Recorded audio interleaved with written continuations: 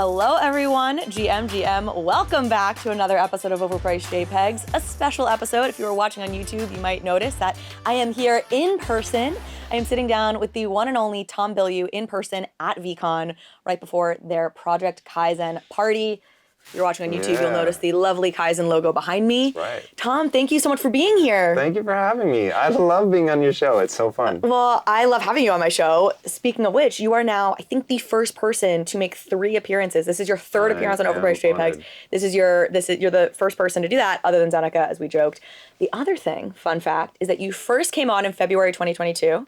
Okay. Then you came on exactly 7 months later, or 7 months later in October 2022, and it is now 7 months from then. It is now May 2022. Right, so we have like a 7-month thing going on every 7 months. So I'll see you again in, I don't know, somebody do the math, in November. Y'all know, I think one of the most powerful use cases for NFTs are loyalty programs, which is why I'm so excited about our latest partner, GALXE. That's GALXE. GALXE is a leading platform for building a Web3 community. It is a no-code, plug-and-play solution to create task-based campaigns and loyalty programs. With over 67 million users, GALXE has worked with folks like Optimism, Polygon, Arbitrum, and more than 2,100 other partners with reward-based loyalty programs of their own. And I'm especially excited to announce their latest product offering, GALXE Mint List. Mint List enables NFT projects to issue allow lists based on different user profiles. It's free to use, and projects can then take advantage of GALXE's other offerings, like Task Conquest, which incentivize audience growth and user retention in the long term. Go beyond the mint and keep using GALXE's infrastructure to reward users through on and off-chain actions. GALXE's goal is to help projects grow in an authentic way and help them retain their users and communities over the long haul. And as a user, you can start contributing to your favorite Web3 communities today, joining allow lists through Mint List and earning rewards, NFTs, oats, tokens, and points. Go to galaxy.com right now, that's GALXE.com right now, or click the link in the show notes to get started. Your Web3 community is waiting. I am so excited to announce that this year, Overpriced JPEGs has partnered with OPENSEA, the world's leading NFT marketplace, built for everyone, creators, collectors, noobs, and experts alike. I'm an OPENSEA user because they have the best selection of NFTs and a truly inclusive view of the ecosystem, supporting 8 chains and 8 global languages. I trust the systems they've put in place to keep the space safe, like copyright protection, malicious URL detection and removal, robust verification, and more. It's why they are the place to buy, sell, and create NFTs. That's right. You know OPENSEA, you use OPENSEA, but did you know that OPENSEA now has drops? New exclusive projects launch every week from top projects and creators, and you can check them out now using the link in the show notes. They also recently introduced self-serve drops, which is in beta, and allows creators to launch their projects right on OPENSEA. This drops product gives creators access to tools like rich storytelling drop pages, multi-chain support, and drop mechanic customization. The full launch for self-serve drops is coming this spring. So check out the upcoming drops on OPENSEA right now using the link in the show notes and own what moves you. You'll also be supporting the show in the process. Okay, I just want to start honestly with you with like this moment of time. Well, let me put it this way. Or do you track at this point like NFTs in like a Degen way? Or are you so big picture on your business that you're not tracking projects or meme coins like Pepe or anything that's sort of in the meta in that sense? I'm aware of it because obviously I'm in the space and I follow a lot of people, but I'm not tracking it. And I think that there is a fundamental flaw in the way that people approach what we're calling Web3. And it is that Degen mentality. And I get it. I get why it's so fun for people and the way that gambling is fun. And I remember I had a really early realization in this game that I'm like, all the people that I know from the world of poker are all involved in Web3. Why is, okay, they're treating it like gambling.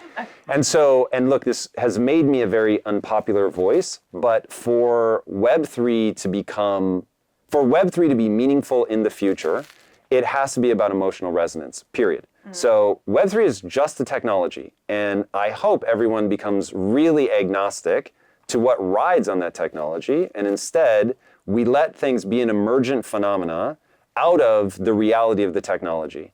And so one of the things I'll be talking about tonight with Kyzen is that Web3 has had this mentality of we have a vision for what the culture is going to become, and we're going to force it top down on people. And if you adopt, you have to adopt this mentality. And I remember I got back channel communication from some really big names in the space that Tom, people don't feel that you've earned the right to use Web3 memes. And I was like, what? So I was really caught off guard by that. And I thought, okay, that's isn't this whole space about like kind of do your thing and it's decentralized? I know, of course. You know way better than that. So I realized, okay, they're seeing this as like, this is what we want it to be. And I get that. Like, that's how like people get excited about something and you try to generate that heat. But the reality of all of these cycles is it starts as this really underground thing. People get hyped. They really do. They deserve so much credit for giving birth to something out of nothing. And so it's like, I've always wanted to acknowledge all of that financial energy brought attention to something that now has become a really important part of my life. And so I'm very grateful to all of that. But at the same time, I want people to understand a movement will always be emergent. You cannot force it on the next crew. So do you ever worry that the financial element of this might fundamentally prevent emergentness because something is cool or a brand is starting to have a come up in some way? If you throw a financial element into it the way that Web3 inherently does, it kind of messes with that trajectory a little bit, because then you have people who are hopping on the bandwagon not because the thing is cool or they love it, but because they think they can make money on it, and then that actually ruins the cool factor. Like, do you worry that could fundamentally hurt this space forever? It's already destroyed the branding. Yeah. But you'll never be able to stop a movement whose idea or whose time has come. So you won't be able to stop Web3 because it's built on technology, and the technology really is going to bring about a revolution. And that's only because of what the technology does, though. It isn't because of the culture that people want to see it inculcate the world with. It's just, it really is this thing that lets something new happen. So once a thing comes along that allows something new to happen, then something will either emerge out of that because it's useful, or nothing will emerge out of that because it's not useful. And I think that the combination of AI and the blockchain allows for an emergent phenomenon. I look at it through the lens of entertainment. And so we call that borderless entertainment is only possible because of those two technologies. So everybody putting the financial energy on it, it ruined the branding. The SEC is going to smash everything into a million pieces. And if people can't already feel that coming, they're just not paying attention. They did say they were not going to make any, right? Didn't they just come out recently and say, like, we're not making any moves in like a year? Like, they're like, we're going to pause, which is probably another way to just choke the space out, because they're like, well, we know nobody big will get in while we're not regulating anything, because them not making moves is a problem. I know, I agree. Because they'll do it through litigation. They won't do it through regulation. Yeah. So that's nightmarish. And so anyway, that financial energy, I get it. I get why people are drawn to it. And again, I am grateful for that early energy that brought a lot of people into the space. I probably never would have heard about it if it wasn't for that. But I just really want everybody to get excited that something will emerge out of this, and that something will need to be, even if all you want to do is make money, it will need to be a thing that's created, that emerges out of this, that people want to own. Mm-hmm. Once people want to own it, now you've got something. Not sell now it. You can sell something. Sure. But if all it is like, it becomes a pyramid scheme where it's like, okay, I've got the thing I want to sell, I'm going to sell to you, getting you excited about selling to somebody else. And my thesis is this: build something that people will have an emotional relationship with. Everything else will take care of itself. We talked about borderless entertainment on the last show when you came on, but I want to have you refresh folks as to what that is. Before we do that, though, I'm curious, this comment that somebody made, like, you can't share Web3 memes, was that because you've been saying this? Like, we've got to move past this moment we're in? I didn't have my head around what Web3 really was at the time, so I would not have been able to articulate this all. I was just looking at the tech. And I was like, this tech is dope. So it was very early. It was very early. It wasn't like you had launched all this stuff. No. Okay. This is when I launched the keys. This was over a year ago. Sure. So I just launched the keys, and people were like back channeling through other people that, hey, he has not earned the right to use these memes. And I was like, okay, that's a fascinating sociological response that I would like to take a deeper look at. And then I realized, okay, the way that I'm approaching this isn't going to make me any friends. And this is like the height of the bull market. And so I started putting out content saying, if this isn't emotionally resonant, this will go nowhere. Then we go into the bear market, and that starts to be more self-evident to people. But the good or bad of the bear market is it burned out all the people that either don't know how to run a company or were just in it for the money. Yeah. And so now once that's gone, a lot of the noise goes away, and it just becomes about, is the technology real? Does it actually allow for a new emergent phenomena or not? And if you want to disrupt, you have to be different and better. Yeah.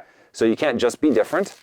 So, and if you're going to try to just be better, you can, but that's a really expensive road. So for me in entertainment, if I were trying to out Fortnite, I'm not saying it's not possible, but I am saying, I'm going up a company that, generates billions of dollars a month. Like those guys are just monstrous. So it'd be very hard. So you want to be different. That's your opportunity for disruption. And then it needs to be, that new thing needs to be better than what's there currently. If you don't have those two things, it'll fizzle. And you're obviously doing a whole bunch of interesting stuff we'll get into even with Project Kyzen and the way you're integrating blockchain. And I want to talk in this episode quite a bit about what you're doing with AI now, because I imagine you're like deep. We were talking about it back in October in 22 when you were on last time. Do you ever worry that you're too early with what you're doing? Yeah, because you're building a lot of stuff natively because it doesn't maybe exist, and you're like putting the resources in to build the thing. Oh yes. So am I too early or am I too late? And I do worry about that a lot. And the reason I worry that I'm too early is for exactly what you're insinuating, which is if there's no market, it doesn't matter how cool what you build is. But at the same time, so every business ultimately has to build a moat. And when we started Project Kyzen, the moat was I had the financial resources to build all of the 3D assets at a AAA quality level. And so I knew people wouldn't be able to follow me into it because they didn't have the business acumen. So they may have raised 4 million or even 40, but they wouldn't know how to start a business. So they'd create something, it wouldn't generate revenue, and then they were going to be in trouble. And you see a lot of projects struggling with this. It's like, well, hey, I already spent the money. I expect you to service this forever because they didn't have a business model. So I was like, okay, a ton of people are going to get mowed over by that. But I worry that I'm too late because of AI.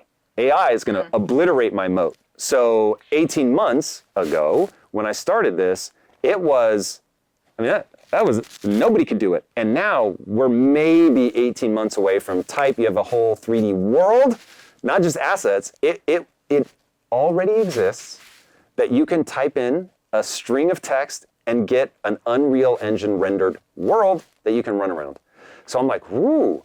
So now it's like, everybody's going to be able to do what we did. And I spent a lot of money doing it. So it's like, okay, like you have to be really honest about how fast things are changing and what you're doing and all that. So ultimately, it's always going to boil down to who can make the most people care.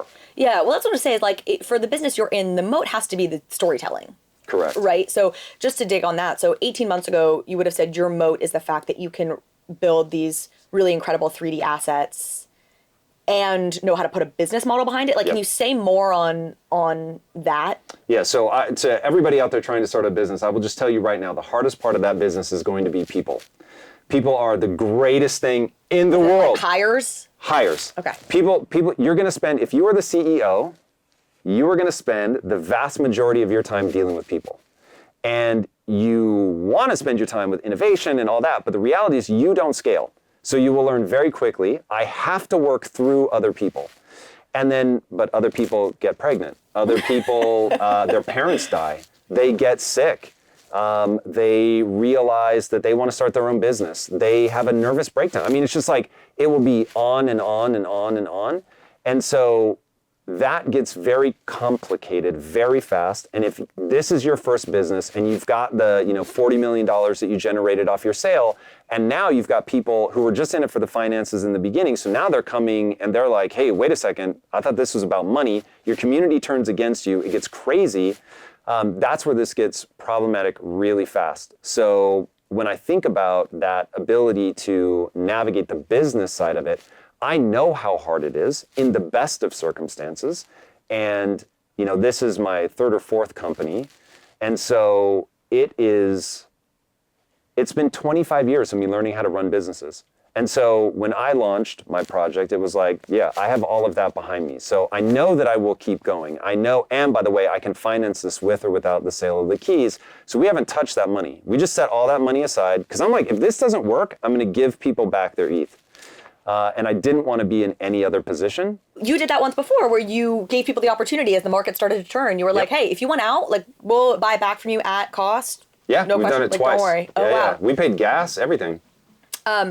Okay, so your story 18 months ago was like, we want to, and we've talked about this before a number of times now on the podcast, the 2 times you've been here, of like, this is my moment to, not that you're at this stage being like to overtake Disney, but that was your thinking is like, there's this architectural innovation, there's this a fundamental shift that's going to happen in content. And this is why there's this window of opportunity for somebody like me to come in with a smaller studio, get on that trend more quickly, and create content that really resonates for people in new ways that overtakes the giants, let's say, right? Yep. And you're like, and I also can I think, compete and win against a whole bunch of other people in this space right now because I have the capital and I have the 25 years of building businesses. And a lot of the people who have 25 years like me are quite comfy in their tower somewhere and don't need to be hustling out here the way I am right now. Right. So that was sort of your story then. And you're saying now your concern is like, actually all the stuff I just put all this capital and learning into to build these amazing characters that form the core of this advantage that I have, and the core of this story, I should say, that all will be able to be generated by anybody, like essentially commoditized and done by anybody within like the next 18 months because of AI. Yep. So what's your moat now? You said it. So it really comes down to story. Are you able to tell stories about characters that resonate with people so much that, like, when you look at AI art, as soon as you see a character you already know, it doesn't matter to you that it's AI. It's just like, oh, I love that character. That's dope. So the game is going to be for everybody to tell stories that resonate with people. Whether those stories are AI generated or not is irrelevant. And the thing that AI is bad at now, it will get good very quickly, but the thing that AI is bad at right now is persistence. Mm-hmm. So you have a character, but you can't take that character all the way through. You can get a character in one angle, one shot, but as soon as you try to rotate them, it's different. And while that will be a very, I think, ultimately trivial problem for AI to solve, it hints at the thing that really matters, which is that character already means something to me, and I want to see them in different situations, different styles, different locations. And so we've really tried to set ourselves up well for the age of AI, where it's really about letting the community create, that we're also telling stories to establish like that anchor of like, I know this character, I know the rules of the world, but ultimately, we're able to take advantage of the three tenets of what I think makes borderless entertainment, and one of those is it's a living world. And so by being able to take advantage of this world's updating rapidly, and so we created a story structure for our world that, one, allows users to create in a way that feels natural to the lore of our story, and then that it would make sense that something changes. So just because you went into the game world this morning doesn't mean that it would be the same in the afternoon. So that's an important part of what we're doing. So you're starting to get at Borderless Entertainment, which I want to get to. And you were, well, last time you came on, you guys were in like phase 1 of Project Kyzen, which was this, you know, avatar creation tool where you could go in and create all these different parts of your avatar and have a sword in the back and a lot and shoes and whatever, right? And you could set the background up. And that was setting you up for this bigger world where now you can go and take that character and put it into this story world, the bones of which you're building, and then allowing other people to come and like start to populate that with richer stories according to whatever they love and want to build. So where are we in that timeline now? Yeah, so we're throwing a party tonight to unveil. I sense there's things happening. Yeah, no, it's really exciting. So we've been working on not only the character side of things, which is really the hard, expensive part, is that, ironically, like creating the art, rigging the characters, that's brutally difficult. And then integrating, because we had to your point earlier, we had to create some of the infrastructure for Web3 that didn't exist. So that was the really hard part. Now the development is going so much faster because it's just adding on to what you've already done. So we're going to be unveiling the actual world for the first time tonight. It will launch to where you can actually take your character and probably in about 6 weeks. I learned my lesson, never, when tech is involved, do not give a date. But we're already in testing, so I don't see anything too terrifying pushing that back. It's not like we're going to push back by months. So that'll be the first phase, and then phase 3 will be making the world bigger. So we'll start with a relatively small, albeit richly populated world. Then it will go bigger, so there's more to explore, and that'll be our first partnership. So we have a pretty cool partnership to announce that's involved in that. And again, we won't always be able to do it, but this one really fits well, and we'll do it whenever we can, is integrate with the story. So the world expanding will make sense in the story. The partnership that it expands into will make sense in the story. And then what you're doing as a part of that phase, from a story perspective, makes sense. So even though we're launching, like, it would be very easy to look at our game and go, that's an avatar creation engine for a game, but there's no game to play. Oh, that's what in the game that I play a lot of, Destiny, that's the tower, but like there's not enough places to go and explore. So what we've tried to do is, one, it makes sense. From a story perspective, you know why it's limited. And then from a story perspective, you know why it expands. And so we've spent an inordinate amount of time building out lore where all of this makes sense. So it's not just this slapdash stuff. And where does the story plays out in the world, in the game, like a game where you go up to a little character or things pop up, like words that tell you what's happening? Is that how you learn the story? That's part of it. So yeah, it'll be integrated between... I think we've been very clever with all this. So we have, even in the avatar creation phase 1, you actually could play a game within it. It's technically a text-based game, but I don't think most people think of it like that. So what you're doing is hacking a computer. Now, as you hack the computer, and you're literally hacking, you have to, spoiler alert, but you have to learn a coding language. Okay. People learn this coding language, they hack the computer, and so they're learning part of the story there.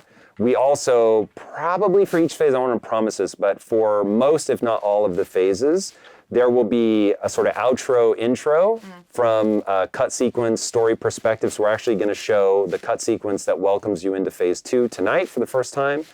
So people will get to see that. And so through all of that, you begin to discover the story. Because you ultimately, as the player, are the main character. And so it's, why am I here? What is this? How did I get introduced to the world? What's my role? What do I have to do? And so we unveil all of this through your eyes as you experience it and learn these things. It opens it up more and more. When did you first start to be like, oh shit, AI is going to come and make everything I just spent all this time and money on commoditized? ChatGPT was really the big moment where it went from... And was that like last year in... Let's call it 5 months ago? Okay. Probably about that. So like very end of last year maybe, or beginning of this year is when you were like... literally over Christmas, I was like, this is amazing, because I'm not a resistor of technology. Yeah. It is what it is, and I just think people need to adapt. And so I'm like, oh my God, this is incredible. I am in love. And I started thinking about how much faster we'll be able to develop. But then at the same time, you start going, everybody's going to be able to develop faster. And so I'd be lying if I said we weren't trying to move as fast as we can to get as much of our story out there, get as many people caring as we can, so that it's harder. And then on the other side, we're also thinking, okay, how does this influence our development? How do we integrate this in a way that will make it really profound? And then how do we help the community tell their own stories, which ultimately will be the thing that they're most excited about. So how do they use that? So actively encouraging people to do that. And so it's like, disrupt yourself or somebody else is going to do it. So we're not like, I hope nobody notices that you can do X, Y, Z. We're like, go do it as fast as you can. And you are still early enough that you can build with this in mind, right? You're still not Disney, right? Where they're so entrenched. What does your AI diet look like these days? Like how integrated into your workflow at this point are AI tools? Very. Okay. So we have an edict in our company that every department needs to have evaluated the AI options for your department. And if there's anything you can use, you ought to be using it immediately as fast as you can. So we have artists who you can imagine are having an existential crisis right now. One of our teammates, I watched him spend 30 minutes trying to perfect how to do a single stroke with his pen. And at the time, because this was, 2 years ago, I was like, oh, word? It just seemed like a great use of time. You've got to be able to control your body if you want to control the art. And then I realized, oh, that all went away. That's already done. So what we did was we gave him a really beefy computer and we sent him home for a week and said, figure out Stable Diffusion. So, because we also put out comic books. So it's like, okay, how do we, if we can't do line art yet, because right now you can't, it's, again, persistence, you can't handle it, but could we paint with it? Could we color the comics with it? And so when you first start, it's garbage, and then you start learning the different models and methods. So here was an artist that spent all that time trying to perfect those strokes, didn't miss a beat. He's like 100%, this is the future, this is where it's going. What I love is telling stories and creating art, and so I don't need it to be with the perfect brushstroke. Because there's still a big advantage to knowing the terminology. I think about some of these Stable Diffusion generated images or whatever that look like photographs, and you look at the prompt on the back end, and it's like, as somebody who doesn't know photography, I would have had no capacity to put that prompt in. It's like 3D this, go to ChatGPT and say, imagine you're a prompt engineer. See, this is my problem, because I'm using GPT regularly at this point, I would say, but I still very much have the sense that I'm underutilizing it. I'm curious, you wake up, like walk us through some of like, are you one of these people with GPT and you've got like 80,000 tabs open, I use it tabs? frequently, but remember, my job is to manage people. Right. So all the things like the great irony you're just getting of my them life. prepped for the day you give them the boot. You're just now. No, not at all. So this is really interesting. And look, I get the anxiety and all of that around that. But what I want people to understand, one of three things is going to happen. Maybe all three. Number one, you're going to learn how to coexist with this thing and become far more productive. And the people being replaced by AI becomes somebody else's problem because you learned how to use AI. Right. And right now, humans are absolutely necessary. Number two is that all of the things you worked your ass off to get good at, they no longer matter because AI is doing everything for us. But it's an age of abundance. And so everything you've ever wanted, you have. All the time you want to spend with your loved ones, you can do it and just press a button, and a nuclear-powered food plant delivers, food right to your door. And so that really is a possibility. And then three, we all die because they enslave us and never dead. So, and maybe it's just in order. And it's, it starts with you realize you can leverage it. Then we have this age of abundance and then we're all dead. That is also very possible. So I'm not overly optimistic, but I'm also not doom spiraling. Well, as the person who just said that there's a chance it just kills us all and enslaves us. Well, so here, and this may be a glimpse into my soul, I think regulation is an absolute must, and to not have it would be an absolute fool's errand and would be to invite the devastation. But I don't allow myself to spiral. So it's like, what are the things that we can do to mitigate this? Do those things, and then put your optimistic hat on. And how do we make this beautiful? How do we try to usher in the positive sides, mitigate as much of the downside as possible? But I believe it's embedded in the human psyche to covet progress more than virtually anything else. So you'll never stop technology. I agree with that fully. And we've talked about this much. Even like, I think so many things are just inevitable and you just have to roll with them. And, it won't be utopia and it won't be dystopia. How would you grade how we're doing in terms of thinking about regulation for AI right now? Because it does feel like it is a much bigger conversation this go round than with social media, for example. I was young then, but like my sense is that people were nobody was like calling for that back then. It was just like, let it roll. And now it feels like it's a very active conversation, but I don't have a sense if it's like going well. It's not going well yet, for sure. So I would say. It feels like whack-a-mole. Like you don't think like, okay, we'll try and regulate this stuff and like it's just going to sprout up. Well, so that's the part, anyway. That's why I don't want people spending all their energy trying to fight it. Because even if China, America, the European Union, even if they all said, we're going to regulate this into oblivion, it is illegal to use AI, which would take us back, by the way, to like the 90s. So, which I wrote a comic book about this, by the way. I'm going to look really prescient. I promise you, in 3 years, people are going to be like, you wrote about all of this. Where the world bifurcates, and some people go AI and robotics to zero, and that takes you back to roughly the mid-90s. And at least in meaningful technology, I'm sure that people were already doing things, but in terms of meaningful output. But then other people won't. And so whether it's the UAE, whether we're all just living in Dubai. Yeah, I mean, look. The entire room just moves to Dubai. Until the robots take over, right? Sure. So, because you really do have to try to balance this stuff. But to me, oh God, I've never said this out loud before. To me, this is favorite words as a podcaster. This is very much the COVID-19 virus. And locking down just doesn't work. My less favorite words now. I don't know, what do you mean? Once it gets out, there is no undoing it. And so it is going to burn through things. That's sort of my point about whack-a-mole. Like, I'm glad we're having the regulation conversation and hopefully we figure it out, but like, how do you stop this? It feels like a virus. Or not even stop it, but stop whatever we're trying to regulate against. You do exactly what the COVID-19 virus did, and you make sure that it gets less virulent as it goes. Because if AI either makes things better or has no interest in dominating us, and maybe it becomes its own thing and it wants to do its own thing, cool, I'm fine with that. As long as its own thing isn't kill all humans, they're a problem, get rid of them, right? So it becomes the alignment problem, which... Well, and it doesn't even, I'm less worried about the AI going sentient or whatever. More like a bad actor just sitting there on auto GPT being like, figure out a way to end the world. Okay, and it's just here's 8 subtasks on that front. That's very ultra high risk. But if you start thinking through it, you'll realize very quickly that AI is going to become a combative system. So you're going to have black hat Right, and then you'll have the white hats being like, figure out how to prevent the other AI from... Correct. And so it will always be this sort of eternal stalemate. And look, that doesn't mean, I am not trying to downplay this, that doesn't mean that major catastrophes don't happen when one slips through. But it won't be only bad guys doing bad things. It will be bad guys trying to do bad things, good people trying to do good things. They will be incredibly smart on both sides, and you will get the kind of world that we have now. Let me introduce you to a brand new company that I could not be more excited about, Web3 Sense.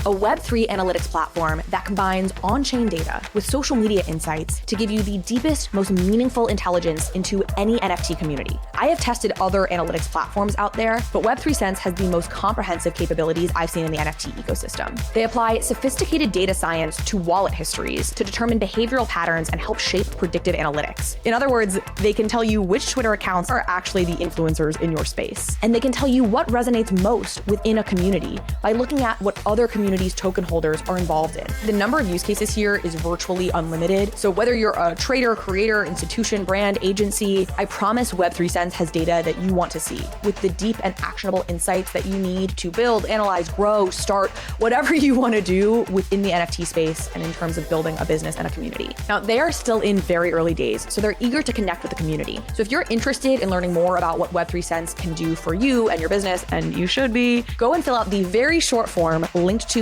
in the show notes, and someone from their team will reach out with more information and an opportunity for a product demo. Trust me, you won't regret it. So take it back to Borderless Entertainment, because I don't think we actually closed the loop on you describing exactly what that is. You said it's this perfect combination, or it requires blockchain, it requires AI. Yep. Describe it to us. So Borderless Entertainment is an emergent phenomenon out of the collision of AI and the blockchain, and it has three characteristics that I've been able to identify so far. There may be more as things morph, but those are that it is truly without borders. So in all the ways that you can think of limitation, those go away. It takes a year and a half to develop a world. Nope, that's going to be gone. It will happen in minutes.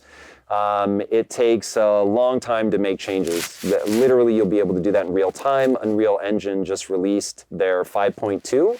And in that, you can go, all right, I've got a path, and it has to go around this big obstacle, and I want them to go to the left, okay? That's how no, I want them to go to the right. Click, and now it auto-generates, and it goes to the right. It's unreal. It's photorealistic. It's no pun intended. Unbelievable. Nice. Unfortunately, pun was not intended. But so that kind of stuff will really be, all of those sort of borders begin to fall away. But the most important border to me is that you're going to be able to go from the game world, so on a computer or on a console, to the real world through AR, and then back to the game world seamlessly. And so your level of engagement won't be determined by, oh, I'm at home and I can play. It'll be determined by, do I want to engage now, yes or no? So that'll be really cool. I want to ask you about AR as well, because I know it seems like Apple's going to come out with some news, and you are the one, and we've talked about it a couple times on the show, like you really paint such a lovely picture of like, you've got your AR glasses and you have your impact theory key and and then so you, with your little glasses, you walk down a whole route and you've got this whole adventure that you can participate in the middle of New York City, specifically because you have the right NFT in your wallet and you've got these AR glasses. So we're going to talk about that too, but I'm curious, staying on this borderless entertainment idea and the AI stuff we're talking about and the blockchain stuff, do you have an idea or like three specific things we were like, this is where the big studios of the world, this is their downfall because they're going to be behind on X, Y, or Z, and the studios that are small like us now are getting ahead on it? So they won't fail to do it, because I think it really is self-evident when you see what's happening, and it's more exciting for the storytellers. So the storytellers are going to force them to do it. But big studios move slowly. So they have a huge advantage, which is they have a lot of money they can throw at it, but they have a huge disadvantage, which is everyone that they employ is terrified. And so the change will come slowly. Nobody knows what's going to work, what's not going to work. So we'll have time advantage on our side. But look, there's a reason that Disney's been around for 100 years. People may move faster than them, but can they be as coordinated? Can they scale as much? Scale is one of the most terrifying things that a company can do. And so a company can come out of the gate strong and then really struggle to scale. So, and I've lived that nightmare. And so my last company, Quest, grew by 57,000% in the first 3 years alone. So we went from 3 employees to 3,000 employees. It was crazy, really crazy. And so when you see that up close, and we were in manufacturing. So imagine having to go from my wife shipping the bars off of our living room floor to 300,000 square feet in 3 years. It was crazy. It's crazy. Like you almost can't believe the numbers when you're looking at them. So that kind of scale is really very difficult. And the advice that we got was, Tom, slow down. And I couldn't understand why they were saying it. And they were like, the most dangerous thing any company can do is hyperscale. Because what you end up doing is throwing the wrong people at the problem. Your scale is outstripping your knowledge. And so it really is dangerous. And so how did you not fall prey to that trap? We did. We started like really struggling to grow beyond that. And so if we had continued that growth, in fact, I'll just say we would not have been able to continue that growth, because you get to the point where the Ouroboros is eating its own tail.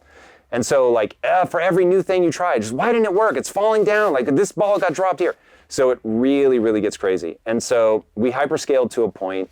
Then things started to be far more reasonable. We were still growing, still doing great, but like you hit this like wall where it's like, oh yeah, if I keep growing at that scale, it's all going to disintegrate. And so you somewhat necessarily are slowed down by your inability to continue to match that pace.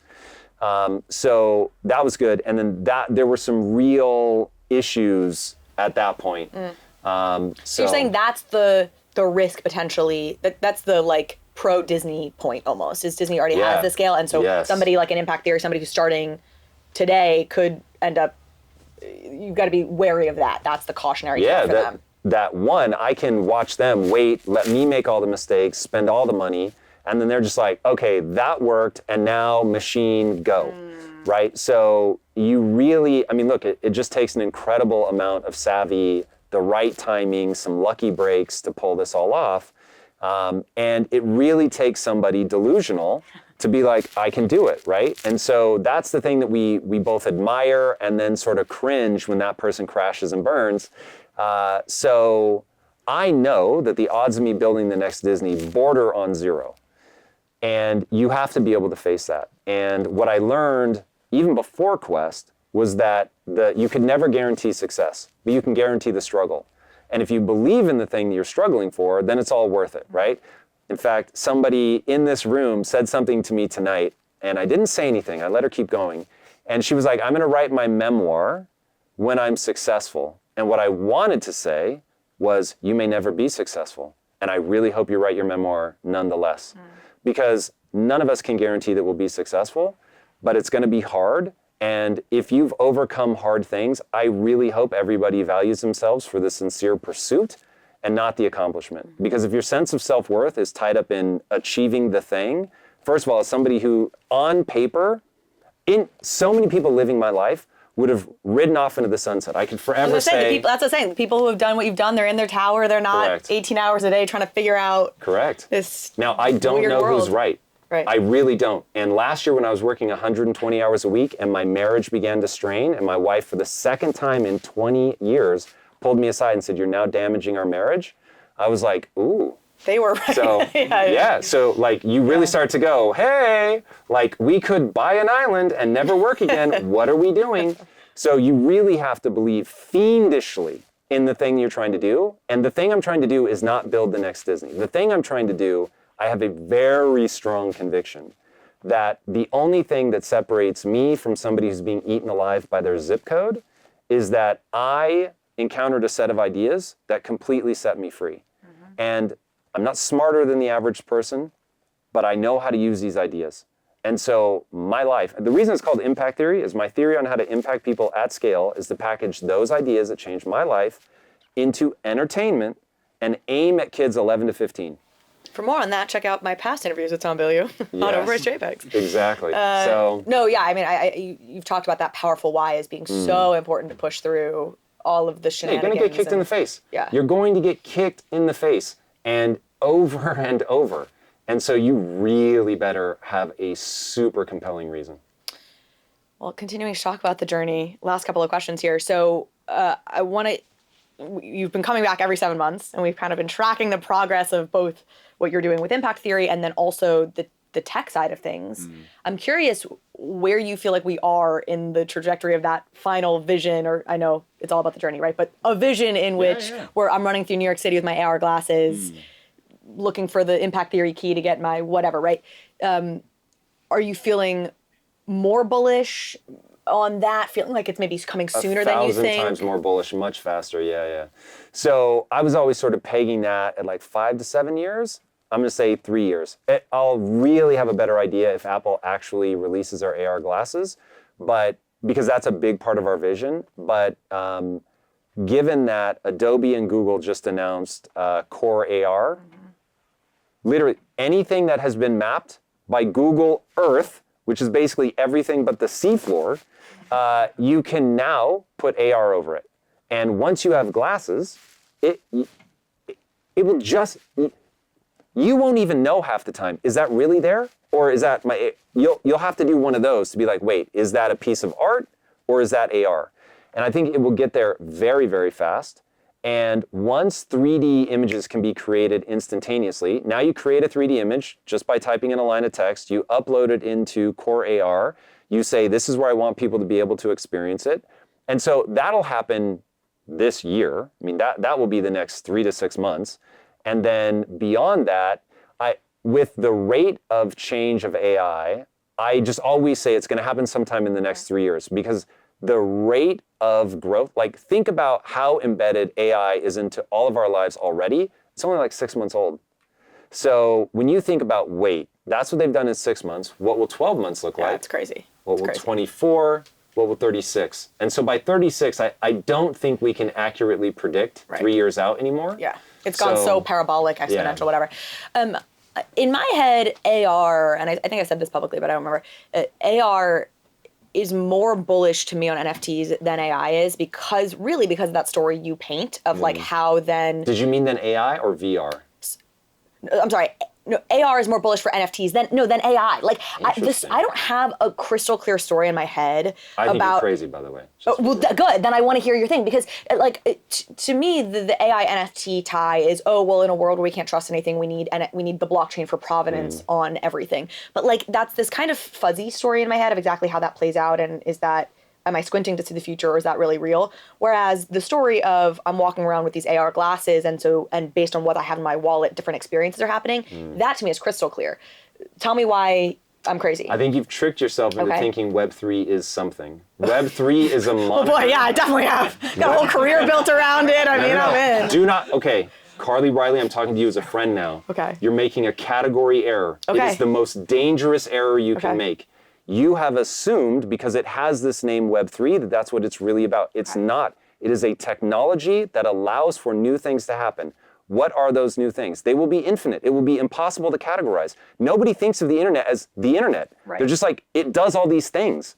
And so all these things is what your life is about. So you have categorized it because the community did it for you as like, this is known as Web3. This is about decentralization.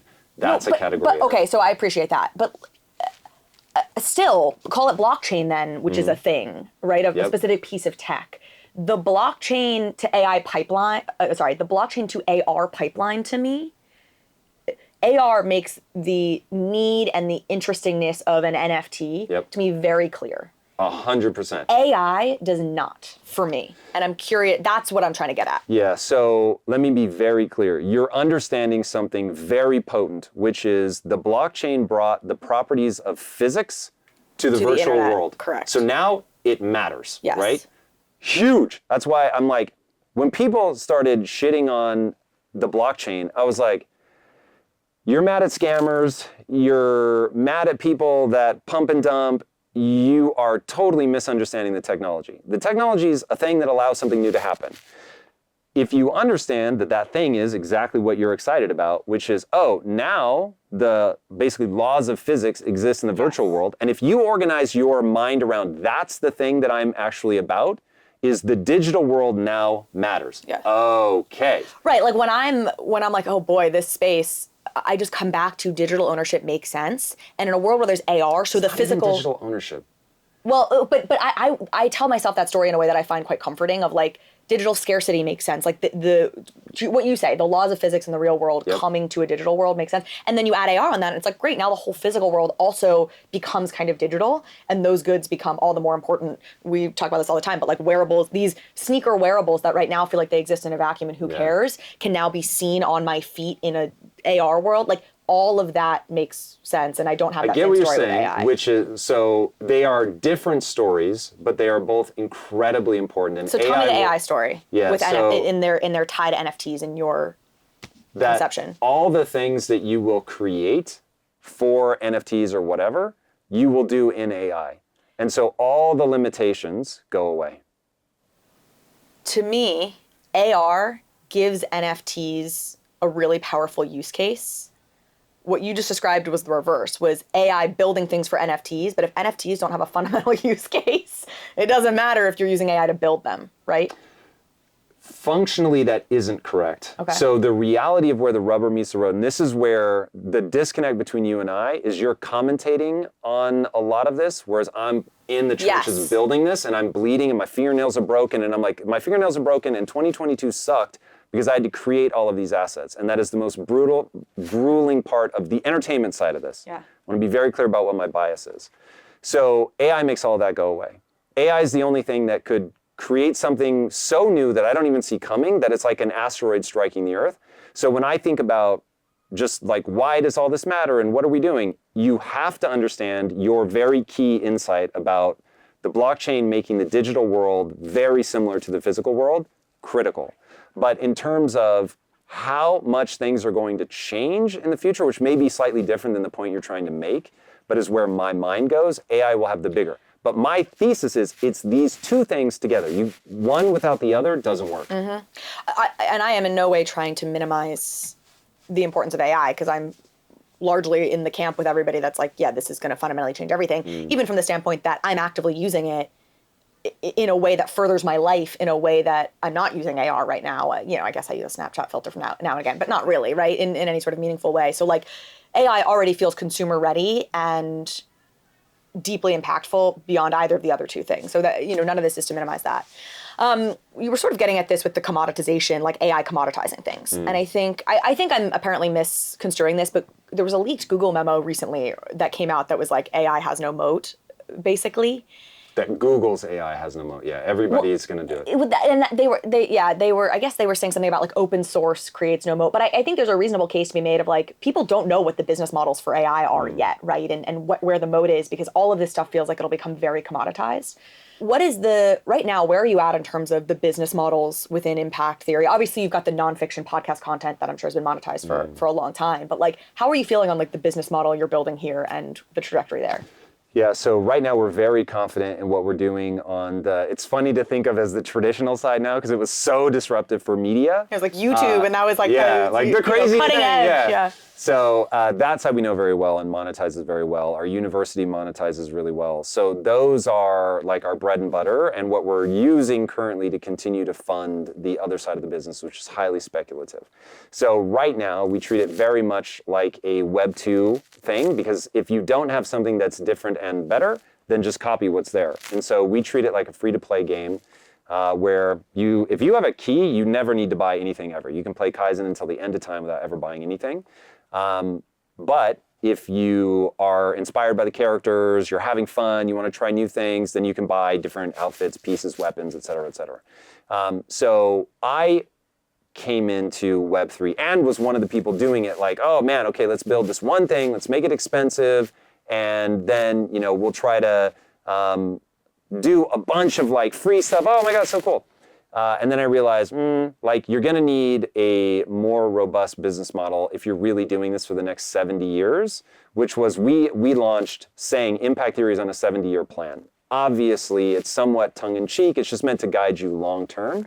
Right. So it was like, okay, yeah, we need to really think about how you do this.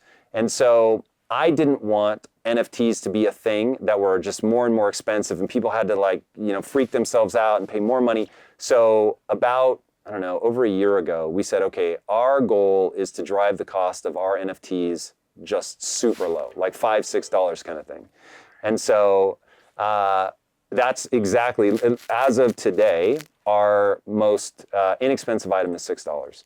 So that's the kind of thing we want to do. We want to make it accessible to kids. We don't want you to need a wallet. You can, if you want to own it in self-custody, by all means, we're certainly built for that. But in the next probably 6 months, we'll be releasing a fiat on and off ramp.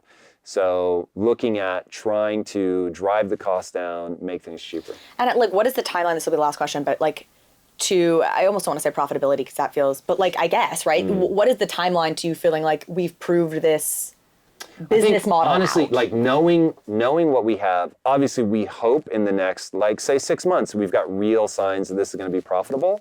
But knowing what we have planned out to release over the next year, if 12 months from now we're not making meaningful revenue, because profitability is right, how that's much why am I I continuing to invest. Yeah. Because right now we're just investing. Yeah. Like I would never expect it to be making that much money. But yeah, a year from now, if we're not like, this is one of our top 2 revenue streams, that would be very telling that maybe we're just not doing it right. So maybe instead of 7 months this time, we'll have you back in 12 months. We'll see where you're at there. There you go. Tom, thank you so much. Thanks for having me. Great as always. As always. Yes.